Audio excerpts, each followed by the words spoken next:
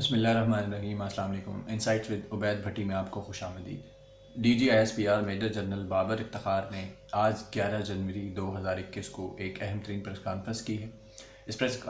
Press conference کے اندر جو اہم ترین نکات تھے اور صحافیوں نے جو ان سے اہم ترین سوال کیے، ان کا خلاصہ میں آپ کے سامنے رکھتا ہوں۔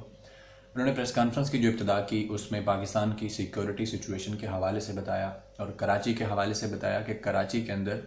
اس قدر امن و امان اب ہے جو کہ پہلے کی نسبت کہ 2020 کے اندر کراچی 103 نمبر انڈیکس پر پہنچ چکا ہے امن و امان کی صورتحال کے حوالے سے، جو کہ 2012، 13، 14 کے اندر 10، 11 اور 12 نمبر پہ ہوتا تھا انٹرنیشنلی، اور دنیا کے بڑے بڑے جو کیپٹلز ہیں، شہر ہیں، ان کی بھی امن و امان کے حوالے سے یہ صورتحال نہیں ہے جو کراچی کی ہے۔ دہشت گردی میں 95% کمی آئی ہے، ٹارگٹ کلنگ میں 98% کمی آئی ہے، اغوا برائے تاوان 98% کم ہوا ہے، بھتہ خوری میں 99% کمی آئی ہے۔ اس کے بعد انہوں نے مغربی بارڈر پر جو صورتحال ہے اس حوالے سے بتایا کہ جو فوج اس پہ کام کر رہی تھی کہ اس پہ انہوں نے بارڈر ٹرمینلز جو ہیں وہ لگائے ہیں، اور اس کے علاوہ سکینرز لگائے ہیں، بائیو میٹرک سسٹم لگایا ہے، بارڈر پوسٹ بنائی ہیں، فینسنگ کی ہے، تو جس کی وجہ سے بہت ساری صورتحال بہتر ہوئی ہے۔ 2611 کلومیٹر کا بارڈر ہے،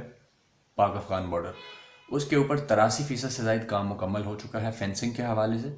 اور پاک ایران جو بارڈر ہے اس پہ 37% مکمل ہو چکا ہے جو کہ آئندہ سال تک مکمل ہو جائے گا، جبکہ پاک افغان بارڈر کا جو ہے وہ اس سال کے وسط تک انشاءاللہ کمپلیٹ ہو جائے گا۔ اس کے علاوہ بارڈر فورٹس جو تھے، بارڈر پر جو قلعے بنانے تھے سیکیورٹی کے حوالے سے، ان میں 1068 میں سے 482 تعمیر ہو چکے ہیں۔ اس کے بعد اینٹی سمگلنگ اقدامات جو کیے ان کی وجہ سے 48 ارب روپے کے ریونیو کا اضافہ ہوا، اور اس میں کسٹم کو بھی انہوں نے کریڈٹ دیا ہے۔ اس کے علاوہ بارڈر ایریاز کے اندر دہشت گردی کے واقعات کا ذکر کیا کہ وہاں پہ 55% کمی آئی ہے، آئی ڈیز جو دھماکے ہوتے تھے ان میں بہت حد تک کمی آئی ہے۔ پھر انڈیا اور لائن آف کنٹرول کا ذکر کیا کہ انڈیا نے کتنی دفعہ 2020 کے اندر جو ہے سیز فائر وائلیشن کی، جس سے پاکستان کے 2 درجن سے زائد معصوم شہری جو ہیں ان کو نقصان پہنچا، وہ جہاں بحق ہوئے۔ اس کے علاوہ انڈیا نے اور بہت سارا نقصان کرنے کی کوشش کی، جس میں جانور، لوگوں کے گھر جو تھے ان کا نقصان ہوا، جس کے جواب میں پاک فوج نے بھارت کے جو دفاعی مقامات تھے ان پر حملہ کیا اور ان کو منہ توڑ جواب دیا، اور ان کا بہت زیادہ نقصان ہوا۔ اس کے علاوہ انہوں نے بتایا کہ جب بھارت کو کامیابی نہیں ملی، یہ کائنیٹک تھریٹس جو تھے جس طرح یہ حملے کیے جاتے ہیں، تو اس کے بعد انہوں نے نان کائنیٹک جو تھریٹس ان کا سہارا لیا، جس میں 5th جنریشن وارفیئر ایک بہت بڑا ٹول ہے۔ اس کے حوالے سے انہوں نے ای یو ڈس انفو لیب کی جو رپورٹ ہے اس کا ذکر کیا کہ ای یو نے بتایا ہے کہ کس طرح سے 750 سے زائد فیک میڈیا ہاؤسز اور جعلی این جی اوز جو کہ یو این کے اندر رجسٹرڈ تھیں، اس کے علاوہ ای یو کے جو نمائندے تھے ان کو ذاتی حیثیت میں استعمال کر کے، اس کے علاوہ 400-500 کے قریب جو ویب سائٹس تھیں ان کا استعمال کر کے پاکستان کا امیج مسخ کرنے کی جو پچھلے 15 سال سے کوشش ہو رہی تھی، اس کے حوالے سے انہوں نے چیزیں بتائیں، اس کے پورے گرافس دکھائے، اور اس کے بعد بتایا کہ جس طرح پاکستان نے اس سے پہلے ایک ڈوزیئر جو ہے وہ انٹرنیشنل کمیونٹی سے شیئر کیا ہے، اسی طرح ای یو کی جو رپورٹ ہے اس کی بنیاد پر بھی پاکستان انٹرنیشنل کمیونٹی کو اپروچ کرے گا، اور بتایا کہ کس طرح پاکستان کو ڈیسٹیبلائز کرنے کے لیے ہر سطح پہ بھارت جو ہے وہ کام کر رہا ہے، اور اس کے پیچھے بھارتی حکومت ہے۔ اس کے علاوہ انہوں نے ایک نیٹ ورک کا بتایا، سریواستو گروپ کا بھی بتایا، پھر ایک کمپنی کا بتایا کہ وہ کمپنی کس طرح سے بھارت کی ایجنسی را اور ان کی حکومت کے لیے ایکسکلوسیو خدمات دیتی ہے، اور وہ بھی اس سارے سسٹم میں انوالو ہے۔ اس کے بعد صحافیوں نے سوالات کیے، تو اس میں انہوں نے پوچھا کہ کوئٹہ کے اندر جو ایک مچھ کے علاقے بلوچستان میں جو حادثہ ہوا تھا، اس کے بعد کوئٹہ میں احتجاج ہو رہا تھا، تو وزیر اعظم عمران خان وہاں پہ گئے تو آرمی چیف ان کے ساتھ موجود نہیں تھے، حالانکہ کہا گیا تھا کہ آرمی چیف بھی جائیں گے، جس پر D G S P R نے کہا کہ آرمی چیف رواں ہفتے کے اندر جو ہے وہ کوئٹہ کا دورہ کریں گے۔ اس کے بعد پی ڈی ایم کی قیادت جو فوج پر الزامات لگا رہی ہے، اس حوالے سے صحافی نے سوال کیا، تو جس پر D G S P R نے کہا کہ تشویش ضرور موجود ہے کہ جس طرح کے حملے کیے جا رہے ہیں اس طرح سے نہیں ہونا چاہیے، لیکن اس کی وجہ سے فوج کے اندر اور فوج جو شہداء کی فیملیز ہیں ان کا مورال جو ہے وہ کسی طور ڈاؤن نہیں ہوا، اور اس صورتحال کو حکومت اچھے طریقے سے ہینڈل کر رہی ہے۔ اس کے بعد محمود اچکزئی کا بیان جو تھا کہ پاک افغان بارڈر پہ جو باڑ لگائی جا رہی ہے ہم اس کو اکھاڑ پھینکیں گے، تو اس پر D G I S P R نے کہا کہ یہ باڑ لگانے کا فیصلہ حکومت کا تھا، اور یہ پاکستان کی سیکیورٹی کے لیے کیا گیا، کیونکہ اس علاقے سے جو دہشت گرد آتے تھے، جس طرح پاکستان نے فاٹا میں آپریشن کیا اور وہاں پہ جو عناصر تھے جو ملک دشمن تھے ان کا قلع کما کیا، اور ان کے خلاف اس وقت بھی جنگ جاری ہے، جو تھوڑے بہت عناصر رہ گئے ہیں، اس کے علاوہ القاعدہ کے جو 1200 کے قریب دہشت گرد پکڑے یا مارے، تو یہ ان ساری چیزوں کو روکنے کے لیے حکومتوں کا فیصلہ تھا، اور یہ کیا، اور کسی میں اتنی جرت نہیں اور ہمت نہیں ہے کہ اس باڑ کو اکھاڑ سکے۔ اس کے بعد ان سے سوال ہوا کہ جس طرح فوج پر الزام لگایا جا رہا ہے سلیکٹرز کے حوالے سے، تو اس پہ آپ کا کیا کہنا ہے؟ تو انہوں نے کہا فوج کی ذمہ داری تھی الیکشن کنڈکٹ کروانا،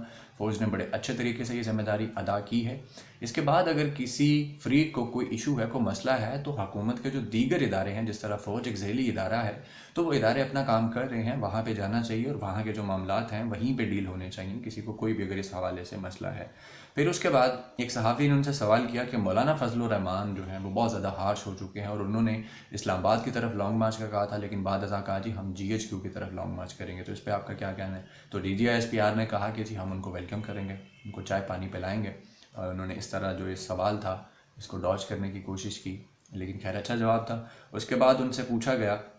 کہ PTM کا نام جی EU ڈسانفولیب کے اندر آیا ہے کہ وہ لوگ بھی اس نیٹ ورک کا حصہ بن کے کس طرح سے پاکستان کے خلاف جو خبریں آتی تھیں ان کو پھیلاتے ہیں اور اس میں شامل ہیں، اور بہت ساری جو NGOs ہیں وہ بھی ان میں نام آیا ہے جو کہ پاکستان میں آپریٹ کر رہی ہیں یا پاکستانیوں کے ساتھ مل کے آپریٹ کر رہی ہیں۔ تو اس پر DGI SPR نے کہا کہ اس حوالے سے بھی ہم کام کر رہے ہیں اور بہت جلد مزید معلومات جو ہیں وہ ہم میڈیا کے ساتھ شیئر کریں گے۔ پھر اس کے بعد خونی انقلاب کے حوالے سے ایک صحافی نے سوال کیا کہ جی پاکستان کے اندر یہ باتیں ہوتی ہیں، یہ خونی انقلاب آئے یہاں پہ تو پھر ہی سارا کچھ ٹھیک ہوگا، تو اس پر DGI SPR نے کہا کہ یہ تو بہت عرصہ پہلے سے باتیں ہو رہی ہیں کہ پاکستان کے اندر اس طرح کی باتیں کہی جاتی ہیں، تو پاکستان کی قوم، پاکستان کی فوج اور اداروں نے جو قربانیاں دی ہیں وہ ایک بہت لمبی چوڑی اس کی داستان ہے، ہم نے 83,000 کے قریب جو ہے وہ قربانیاں دی ہیں، تو یہ اس طرح کی باتیں جو ہیں وہ کامیاب نہیں ہوں گی، اس سے قوم اور جو اس کے ادارے ہیں، جو فوج ہے، اس کا جو عزم ہے اس کو ہلایا نہیں جا سکتا اور یہ لوگ پھر سے ناکام ہوں گے۔ اس کے بعد داعش کی پاکستان میں موجودگی کے حوالے سے بات ہوئی، اور اس کے علاوہ ایران اور افغانستان کے اس کے حوالے سے جو پاکستان کے ساتھ کوارڈینیشن ہے اس پر DGI SPR نے کہا کہ ان کی ایران کے ساتھ جو ملٹری ٹو ملٹری کانٹیکٹ ہوتا ہے تو وہ جاری ہے، بڑے اچھے تعلقات ہیں، افغانستان کے ساتھ بھی کوارڈینیشن ہو رہی ہے، اور جو داعش کی موجودگی کی باتیں کی جاتی ہیں تو یہ اس طرح سے نہیں ہے کہ جس طرح باتیں کی جا رہی ہیں، یہ اس طرح سے کلیم کیا جاتا ہے تاکہ اپنی بات کے اندر کوئی کریڈیبلٹی لائی جا سکے یا ایک ہوا کریٹ کیا جا سکے۔ یہ چھوٹے موٹے گروپس ہیں دہشت گردوں کے جو سپلنٹر گروپس تھے، اور اب یہ دوبارہ یونائٹ ہو رہے ہیں، اور ان کے پیچھے جو لوگ ہیں، خاص طور پہ بھارت جس طرح سے ان کی مدد کر رہا ہے، جس میں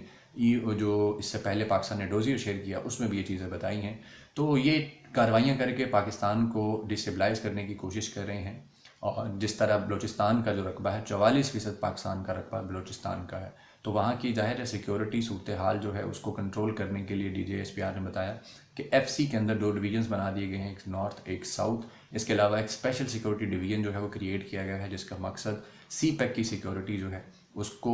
سنبھالنا ہوگا، اور اس کے علاوہ جو کوارڈینیشن ہے وہ چل رہی ہے۔ اس کے بعد انہوں نے بتایا کہ بلوچستان کی صورتحال کو بہتر کرنے کے لیے 600 سے زائد ارب روپے سے 190 سے زائد پروجیکٹس وہاں پہ جاری ہیں، اس سے بھی صورتحال بہتر ہوگی۔ پھر اس کے بعد فاٹا کے اندر انہوں نے بتایا کہ 21 ارب روپے کی لاگت سے وہاں پہ بھی منصوبے جاری ہیں، تو اس طرح صورتحال آہستہ آہستہ پاکستان کے کنٹرول میں آ رہی ہے۔ جس طرح بھی کوشش کر لے، داعش کا ایسا وجود نہیں ہے، لیکن یہ ان کے نام کو کلیم کر کے دوبارہ سے ری یونائٹ ہو رہے ہیں کچھ گروپ، تو یہ سب کرنے کی کوشش کر رہے ہیں، اس پہ افغانستان کے ساتھ بھی اور ایران کے ساتھ بھی کوارڈینیشن جاری ہے اور ان کا مقابلہ ہوتا رہے گا۔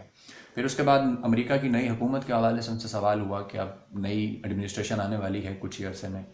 تو ان کے ساتھ جو ہے تعلقات، تو اس پر DGI SPR نے کہا کہ ملٹری ٹو ملٹری کانٹیکٹ جو ہے وہ جاری رہتا ہے، وہ جاری ہے اور وہ بڑا بہترین ہے۔ تو باقی میرا بنتا نہیں ہے کہ میں اس چیز پہ کامنٹ کروں کیونکہ یہ فارن آفس کے ڈومین ہے، تو پاکستان کے جس طرح کے تعلقات امریکہ کے ساتھ چل رہے ہیں اچھے ہیں، اور یہ فارن آفس اور حکومت جو ہے وہی اس کو ڈیل کریں گے۔ تو جس طرح کی DGI SPR نے پریس کانفرنس کی اور ان سے سوال کیے گئے بڑے کھلے ڈلے PDM کے حوالے سے خاص طور پہ، تو جس طرح انہوں نے جواب دیا کہ فوج جو ہے وہ اپنے آپ کو ان چیزوں سے دور رکھنا چاہتی ہے، ان سیاسی معاملات کے اندر سیاسی اسٹیٹمنٹ دے کے خود کو انوالو نہیں کرنا چاہتی، اور نہ ہی کسی کو اس طرح کرنا چاہیے کہ فوج کو سیاسی معاملات میں انوالو کرے، جو معاملات دوسرے اداروں کے ہیں جو حکومت کے ساتھ ہیں وہ ان کے ساتھ ہی ڈیل کرنے چاہیے۔ لیکن مولانا فضل الرحمان کے حوالے سے انہوں نے بڑا مزیدار بیان دیا ہے کہ وہ آئیں، ہم ان کو چائے پانی پلائیں گے، حال چال پوچھیں گے، اور اب دیکھتے ہیں مولانا اس پہ کیا کہتے ہیں۔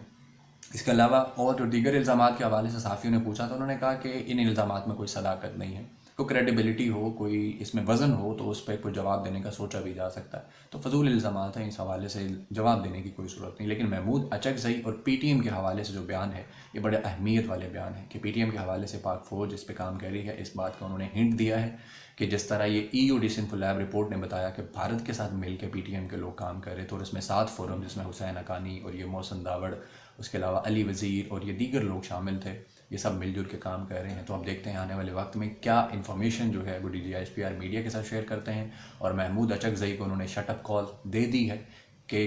کسی میں جرت اور ہمت نہیں کہ وہ پاک افغان بارڈر پر جو حکومت کے فیصلے کے ساتھ باڑ لگائی جا رہی ہے اس کو اکھاڑنے کی جرت کر سکے۔